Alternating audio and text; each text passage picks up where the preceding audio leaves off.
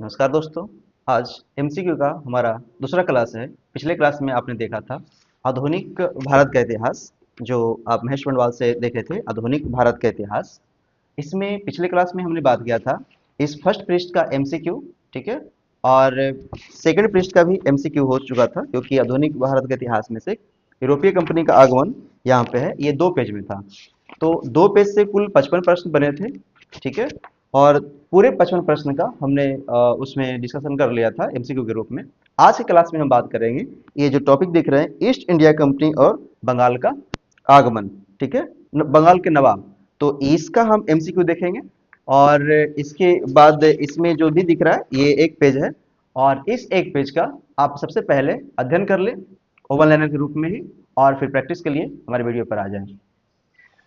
तो जरूर पढ़कर आए। चलते हैं स्क्रीन पर। हम स्क्रीन पर आ गए हैं और आप देख रहे हैं ईस्ट इंडिया कंपनी और बंगाल के नवाब। तो हम चलें शुरू करते हैं प्रश्न संख्या 1 से। प्रश्न संख्या 1, मुगल सम्राट द्वारा स्वतंत्र रूप से नियुक्त बंगाल का अंतिम गवर्नर कौन था? तो इसका जवाब दीजिए आप कमेंट बॉक्स में। तो इसका सही जवाब है ऑप्शन बी, मुर्शिद कुली खां। सवाल नंबर 2, मुर्शिद कुली खां ने अपनी राजधानी ढाका से कहाँ स्थानांतरित की थी? तो ढाका से मुर्शिदाबाद में करवा दिया था, यानी ऑप्शन नंबर डी होगा। प्रश्न संख्या 3, मुर्शिद कुली खां का बंगाल में शासनकाल क्या रहा था? 1717 से 1727 तक रहा था। विकल्प नंबर ए होगा। 4 नंबर, बंगाल के किस नवाब ने यूरोपियों की तुलना मधुमक्खियों से की? ये है अलवर्दी खां, जिन्होंने यूरोपियों की तुलना मधुमक्खियों से की थी। सवाल नंबर 5, प्रसिद्ध ब्लैक होल की घटना 20 जून 1756 ईस्वी को किसके शासनकाल में हुआ था? तो ब्लैक होल की जो घटना हुआ था, ये ध्यान रखिएगा कि ब्लैक होल की घटना एक प्रसिद्ध घटना है जो 20 जून 1756 ईस्वी को हुआ था। इसका सही जवाब होगा हमारा सिराजुद्दौला। सवाल नंबर 6, 9 फरवरी 1757 को अलीनगर की संधि किसके मध्य संपन्न हुई थी? तो इसका सही जवाब होगा, देखिएगा, 9 फरवरी 1757 अलीनगर की संधि है। तो इसका सही जवाब होगा क्लाइव और सिराजुद्दौला के बीच। भारतवर्ष में ब्रिटिश साम्राज्य का संस्थापक किसे माना जाता है? जो ब्रिटिश साम्राज्य का संस्थापक जो माना जाता है, यही स्वर्ग से आने वाला सेनानायक है, जिसे माना जाता है रॉबर्ट क्लाइव। सवाल नंबर 8, प्लासी के युद्ध के समय नवाब का वह सेनापति कौन था जिसने विश्वासघात किया था? तो यही तो है फेमस, जिसने इस युद्ध को हार गया था राजा वहाँ का। तो वो था मीर जाफर, जिसके गद्दारी के कारण हार गया।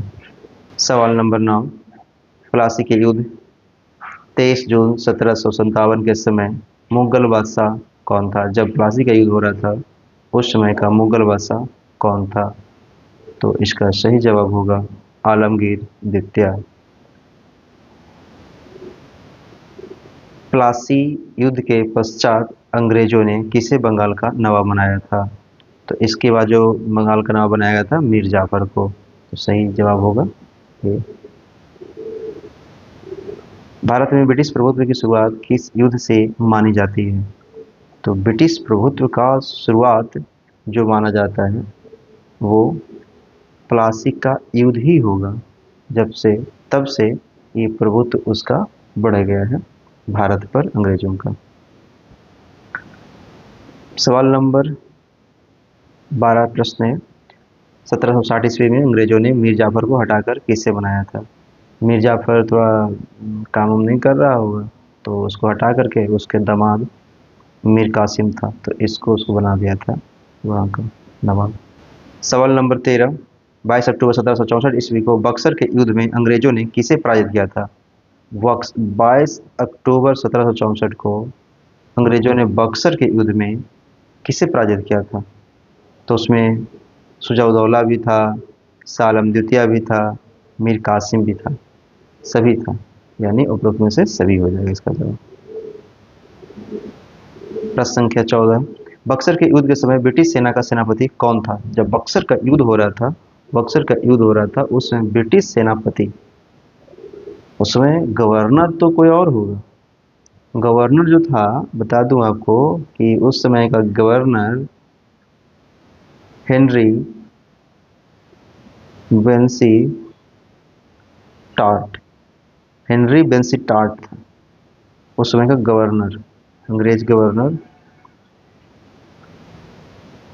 सॉरी, अंग्रेज गवर्नर उस समय का था जो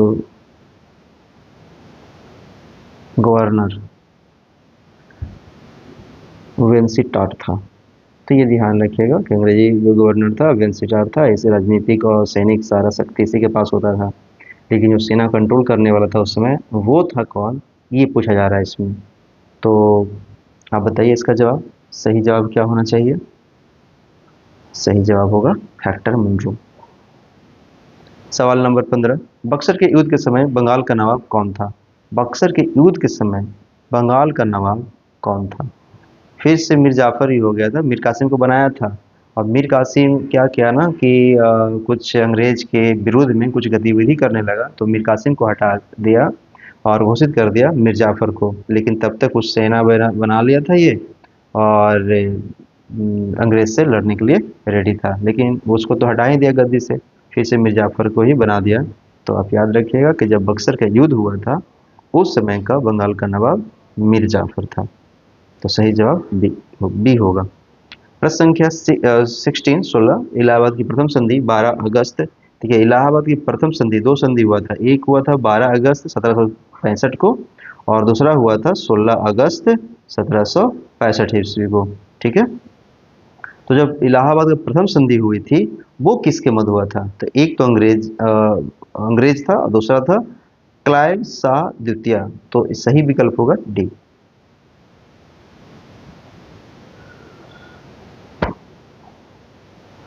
प्रश्न संख्या 17, इलाहाबाद की द्वितीय संधि किस तिथि को संपन्न हुई थी?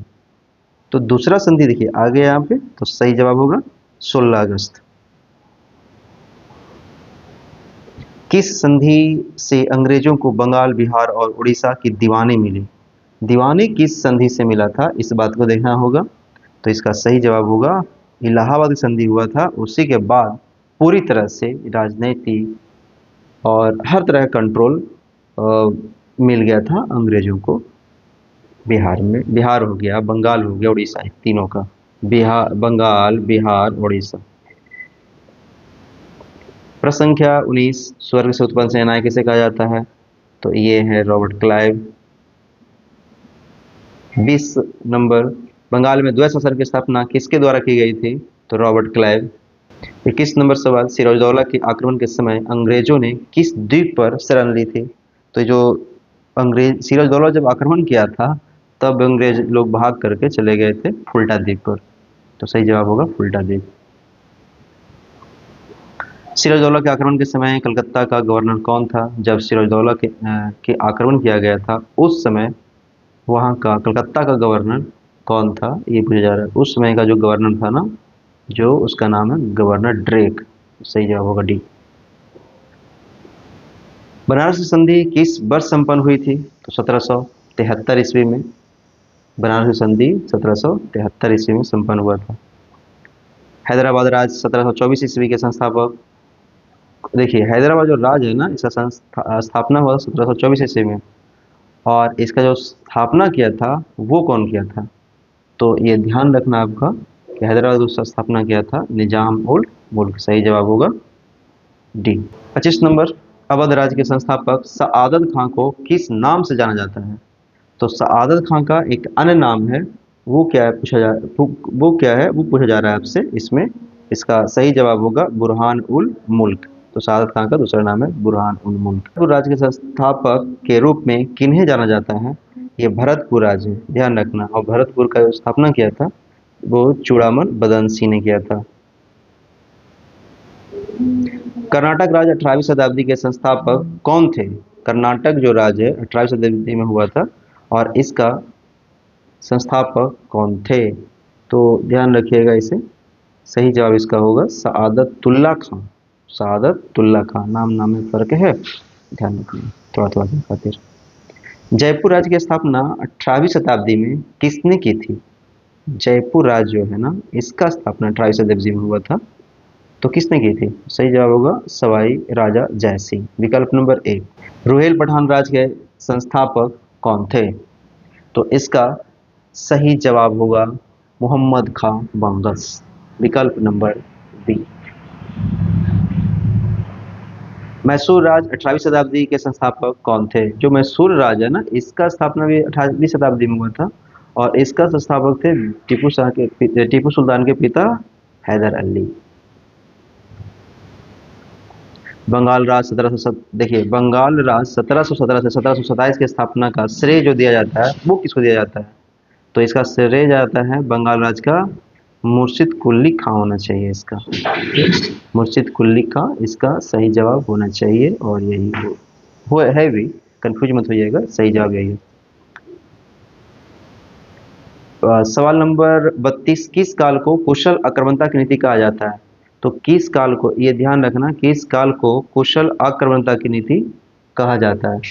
तो कुशल आक्रमणता की नीति कहा जाता है, यह है 1842 से 1844 के काल।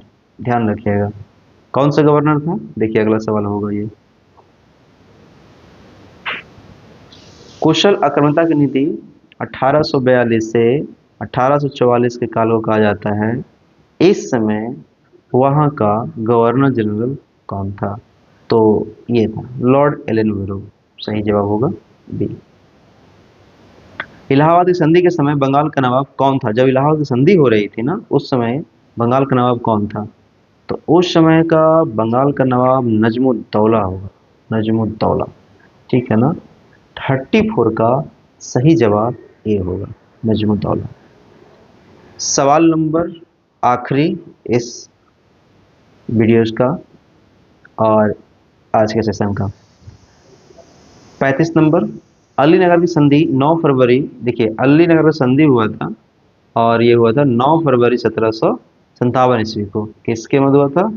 क्लाइव और किसके मध्य हुआ था? यही तो पूछ रहा है, किसके बीच हुआ था? तो क्लाइव के बीच हुआ था और वो शख्स था सिराजुद्दौला, जिसके मध्य 9 फरवरी 1757 की संधि हुई थी।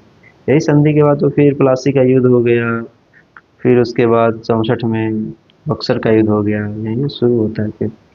तो आज के लिए यहीं तक। कोई भी दिक्कत हो, परेशानी हो या कोई भी वीडियो में असुविधा हो हमारे तरफ से, तो आप कमेंट बॉक्स में लिखना ना भूलें, ज़रूर बताइएगा, जिससे हम आगे सुधार कर सकें। धन्यवाद।